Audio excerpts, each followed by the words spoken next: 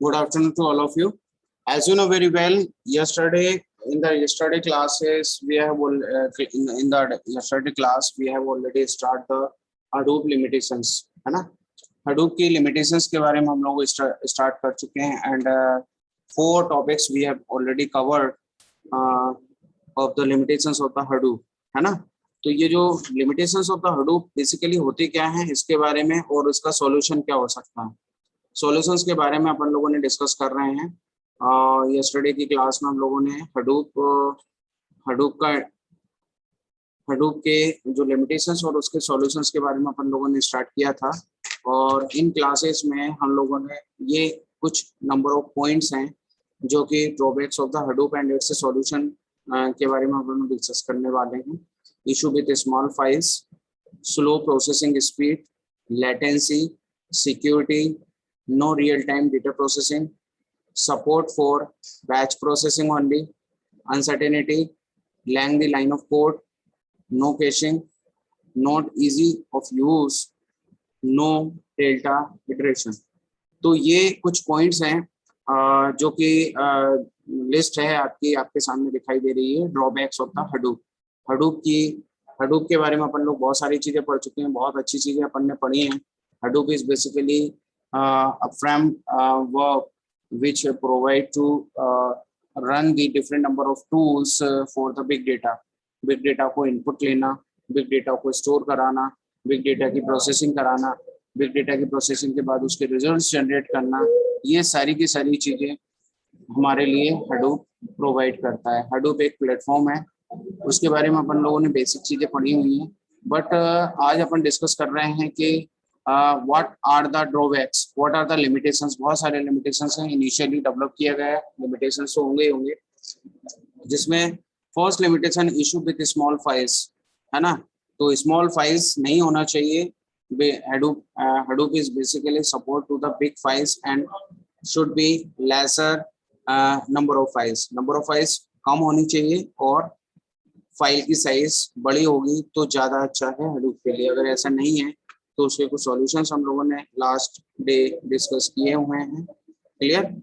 इसके बाद सेकंड है स्लो प्रोसेसिंग स्पीड। अगर Hadoop MapReduce का यूज करके इसकी प्रोसेसिंग स्पीड काफ़ी स्लो है, स्लो होने की वजह से हमारे लिए प्रॉपर आउटपुट या प्रॉपर जो रिजल्ट्स मिलना चाहिए वो नहीं मिल रहे हैं, लेटेंसी इंक्रीज हो रही है। तो ऐसी कंडीशन में उसके कुछ सॉल्यूशंस हैं जिसमें कि Hadoop Spark और Flink, ये 2 टूल ऐसे हैं जिसको कि अपन MapReduce को रिप्लेस करके इन दोनों टूल्स का यूज करके डेटा को एनालाइज कर सकते हैं, प्रोसेस करा सकते हैं और उसको फास्ट स्पीड में प्रोसेसिंग कराने के बाद रिजल्ट्स हम लोग फाइंड आउट कर सकते हैं। तो इस तरीके से slow processing speed second drawback है Hadoop का। फिर इसके बाद next limitation of the Hadoop is the support for batch processing only। Hadoop जो प्राइमरी लेवल पे Hadoop आया है जिसमें MapReduce हम लोग यूज कर रहे हैं वो बैच प्रोसेसिंग को सपोर्ट करता है ओनली, है ना? तो ये भी अपने आप में एक मतलब अपने आप में ही एक ड्रॉबैक है, एक लिमिटेशन है जिसको कि अपन Spark और Flink का यूज करके रिमूव कर पा रहे हैं। इसके बाद नेक्स्ट इसमें टॉपिक आता है, नेक्स्ट ड्रॉबैक आता है, ये next limitation of the Hadoop is the no real time data processing.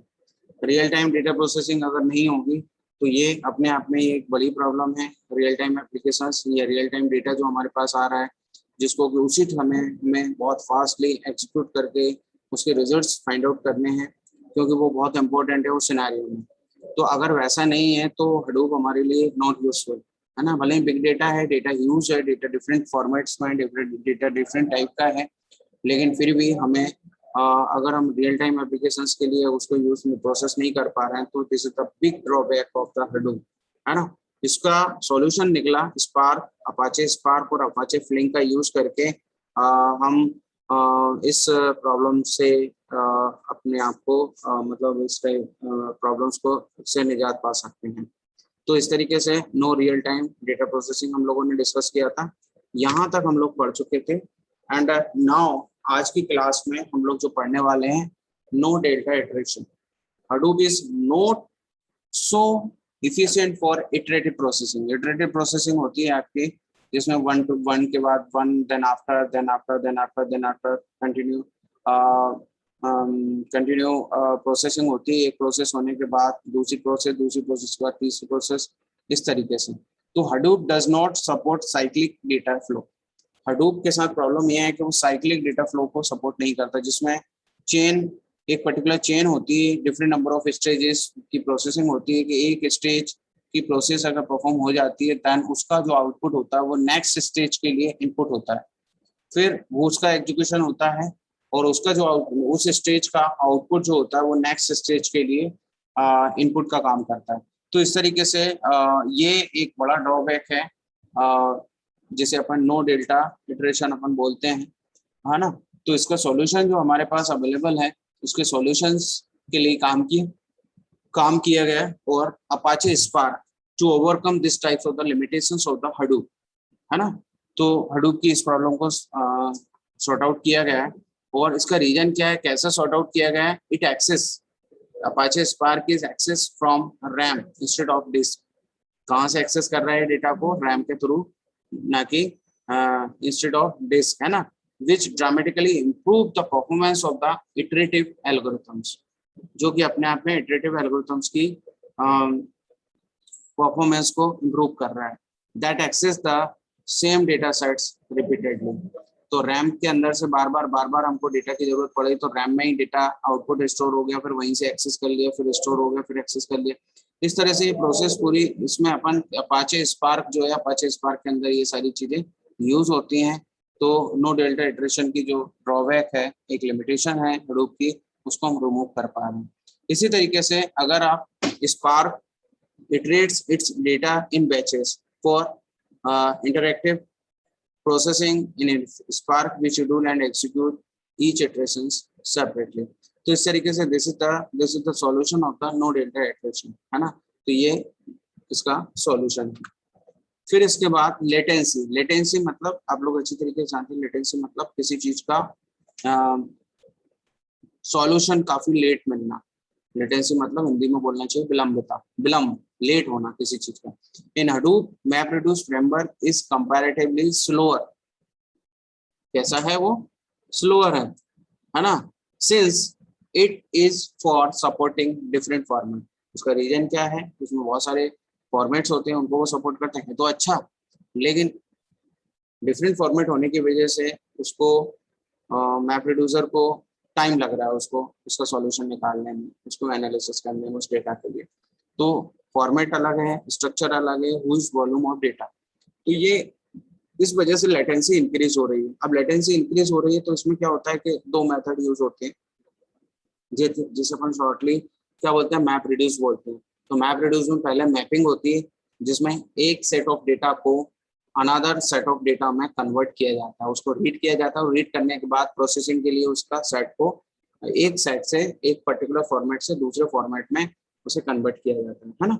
तो ये काम अपन करते हैं जिसमें कि क्या होता है कि जो इंडिविजुअल डेटा एलिमेंट्स मतलब एक पर्टिकुलर सेट से, एक पर्टिकुलर फॉर्मेट से दूसरे फॉर्मेट में हमने कन्वर्ट कर लिया, देन उन जो फॉर्मेट हमारे पास आया उसमें individual elements are broken down into key value pairs. Key value pairs में उनको इंडिविजुअल एलिमेंट्स को ब्रेक कर दिया आपने, है ना। और इस तरीके से इसका जो आउटपुट जनरेट हुआ वो रिड्यूसर को भेज दिया। ये प्रोसेस चली मैपिंग के थ्रू, फिर इसको अपन ने रिड्यूसर को भेज दिया। Reduce takes the output from the map as input and process further, and map reduce require a lot of time, है ना, lot of time to perform these tasks, thereby increasing latency increase हो रही है। तो इस तरीके से map reducer work करता है और लेटेंसी इंक्रीज हो रही है और हमें कुछ इस तरीके से यूज करना है कि यार ये लेटेंसी डिक्रीज हो जाए, लेटेंसी को हम कम से कम कर दें, है ना। लेटेंसी तो रहती है, ठीक है, टाइम लगता है किसी चीज में क्योंकि डेटा के फॉर्मेट्स अलग हैं, स्ट्रक्चर अलग है, लार्ज वॉल्यूम ऑफ डेटा है हमारे पास, है ना। तो उसका सॉल्यूशन हमें स्पार्क ने प्रोवाइड किया। Spark is used to reduce the limitations of the Hadoop.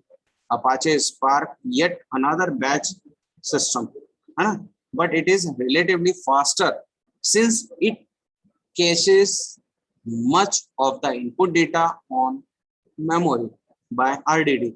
RDD क्या है? Resilient distributed data set, and keeps intermediate data in memory itself.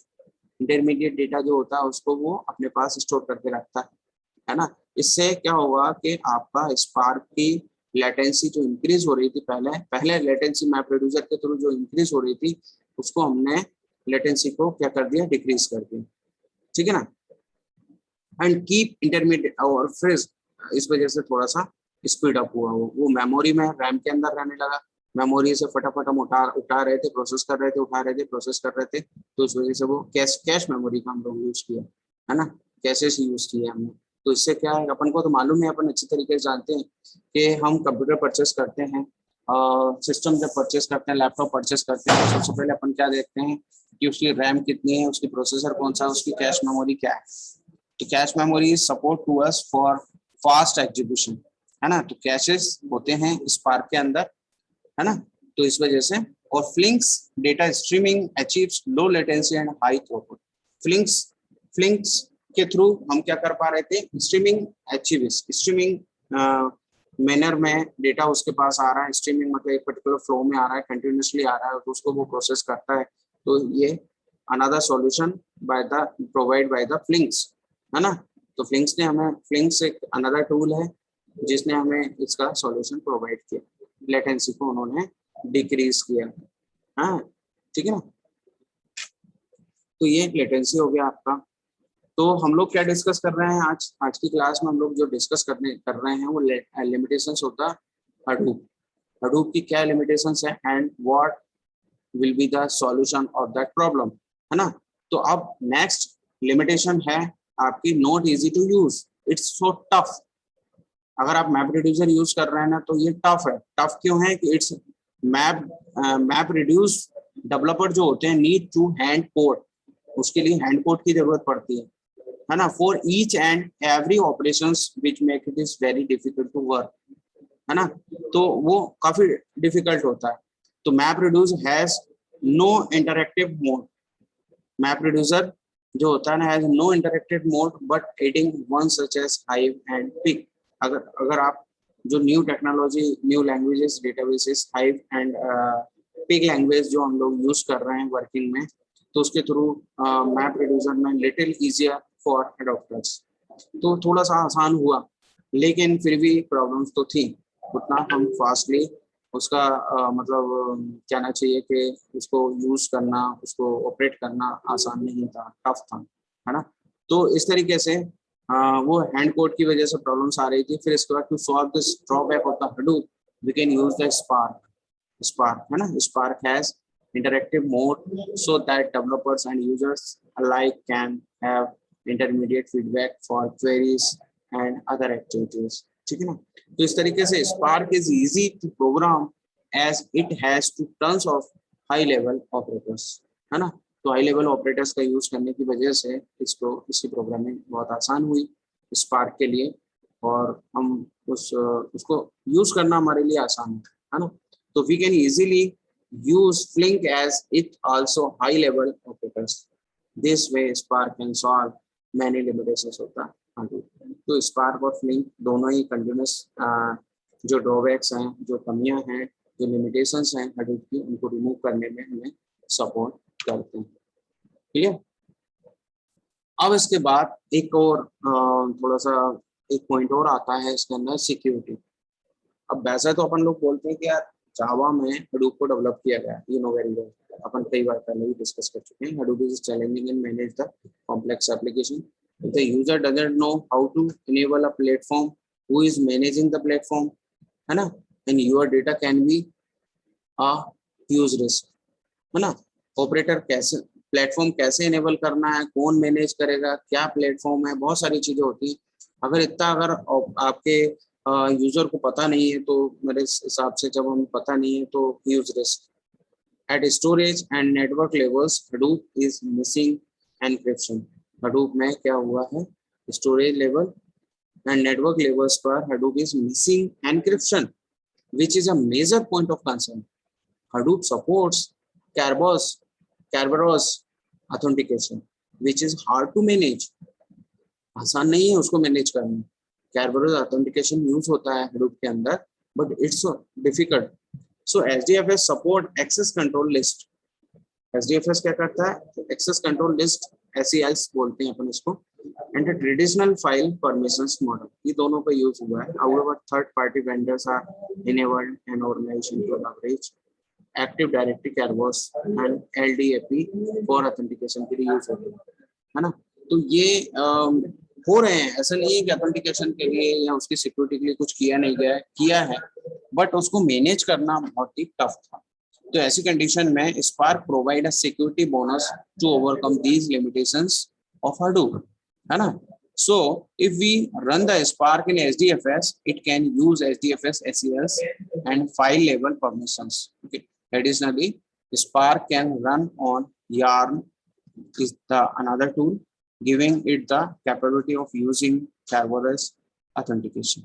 तो Yarn Kerberos authentication जो होता है, जिससे हम मोर सिक्योर बना सकते हैं अपने Hadoop को, है ना। तो उसकी जगह अपन लोग Yarn हमें प्रोवाइड कर रहा है ना, सिक्योरिटी मोर सिक्योरिटी प्रोवाइड कर रहा है, ठीक है ना। तो इस तरह से this is the another solution of the secure for the security. Okay, now next limitation of the Hadoop is the no abstraction. This is the another limitation of the Hadoop. Hadoop does not have any type of abstraction, so MapReduce developers need to hand code. अब support नहीं कर रहा है तो क्या करना पड़ेगा, developer को क्या करना पड़ेगा, हैंड कोड लिखना पड़ेगा for each and every operations. जितने भी ऑपरेशंस आपको करने हैं, परफॉर्म करने हैं, तो उसके लिए हमें अलग से हैंड कोड लिखना पड़ेगा, which make it is very difficult to work, बहुत मुश्किल आएगा, है ना। तो अब इसके लिए सॉल्यूशन क्या हो सकता है? इसके लिए सॉल्यूशन ये है कि to overcome this drawbacks of the Hadoop, Spark is used in which we have RDD, resilient distributed data sets होता है, एब्स्ट्रैक्शन बोलते हैं अपन इसको, for the batches. Flink has data set abstractions, ये दोनों में ही data set abstractions अवेलेबल है ना। और Spark में RDD यूज हुआ हुआ है, इस वजह से वो इस प्रॉब्लम को इजीली सॉर्ट आउट कर सकता हूँ, क्लियर। अब इसके बाद कुछ और एक दो पॉइंट्स और भी हैं, जिसमें vulnerable by nature. Hadoop is entirely written in Java language, a language most widely used, है ना, आप जानते हैं। Hence Java being most heavily exploited by cyber criminals, है ना, and as a result so implicated in numerous security breaches. तो ये अपने आप में this is the another limitation of the Hadoop. फिर इसके बाद नो कैशिंग। Hadoop में कैशिंग यूज नहीं हुई है। MapReduce जो अपने मेथड यूज किए, it is not efficient for caching. In Hadoop, MapReduce cannot cache the intermediate code in memory for further requirement, which diminishes the performance of the Hadoop. तो minimize कर रहा है। अब इसका सॉल्यूशन क्या मिल सकता है? सॉल्यूशन के लिए Spark and Flink can overcome these limitations. Spark or Flink can overcome these limitations of the Hadoop. Okay, as Spark and Flink caches data in memory for further iterations, है ना, which enhance the overall performance. तो इस तरीके से अपन उसके overall performance को improve कर सकते हैं। तो इस तरीके से अपन लोग जो limitations of the Hadoop पढ़ रहे हैं, है ना, तो इसमें इतने अपन ने पढ़ लिए हैं। इसके बाद एक है lengthy line of code. Lengthy line of code, तो Hadoop में अगर Hadoop के अंदर जो है, Hadoop has about 120,000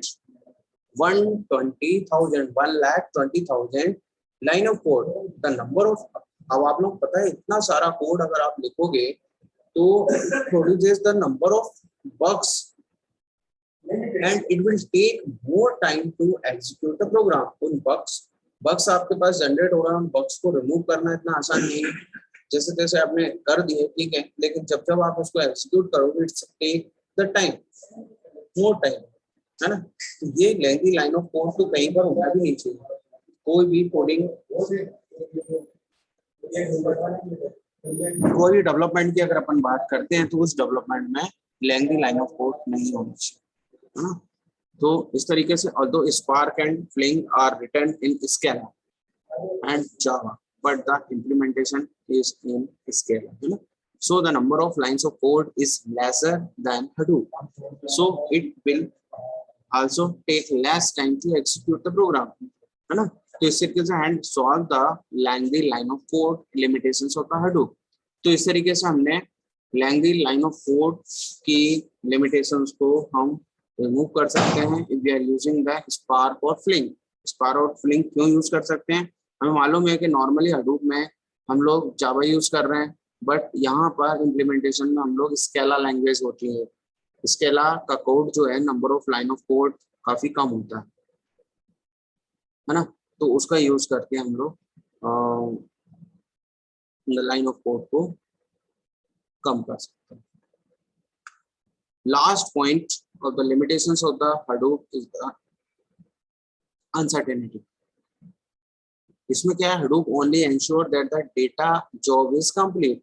इसके लिए ensure करता है, but it's unable to guarantee when the job will be complete. कब जॉब, ये तो बोलते हैं वो कि जॉब आपका कंप्लीट हो जाएगा, लेकिन कब होगा, कब होगा, दिस इज द अनसर्टेनिटी. ये अपने आप में एक अनसर्टेनिटी है. कब होगा, टाइम का कोई पता नहीं, टाइम कितना लग सकता है उसकी सॉल्यूशन में हडूप का अगर आप यूज कर रहे हैं. तो ये कुछ ड्रॉबैक्स है. इन ड्रॉबैक्स के बारे में अपन लोगों ने सभी ड्रॉबैक्स पढ़े और इन ड्रॉबैक्स के सारे सॉल्यूशंस अपन लोगों ने पढ़े, जिसमें हमने इन सभी पॉइंट्स को कवर किया है. Drawback of Hadoop, issues with small files, slow processing speed, latency, security, no real time data processing, support for batch processing only, uncertainty, lengthy line of code, no caching, not easy of use and no delta iteration. तो ये सारी चीजें हम लोगों ने dear students आज की class में हम लोगों ने पढ़ा है, एंड आई थिंक आप लोग समझे होंगे इस चीज को. और इस तरीके से ये क्लास का ये टॉपिक अपना पूरा होता है ना. आओ अपन अटेंडेंस की बात करते हैं.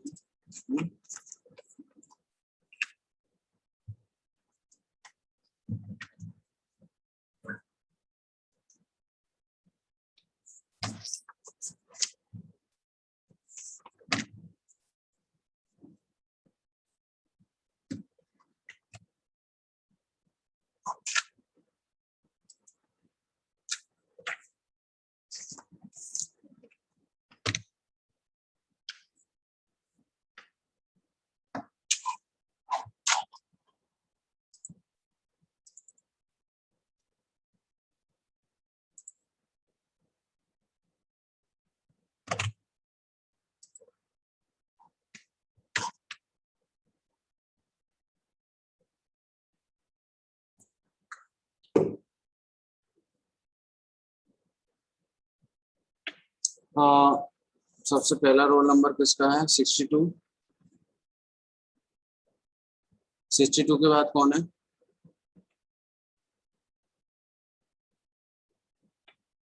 90.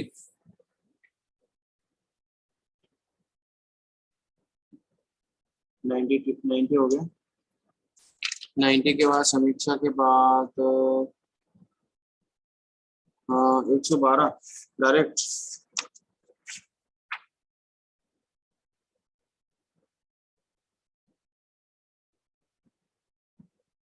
सूरज, सूरज आज पहली बार आया है ना.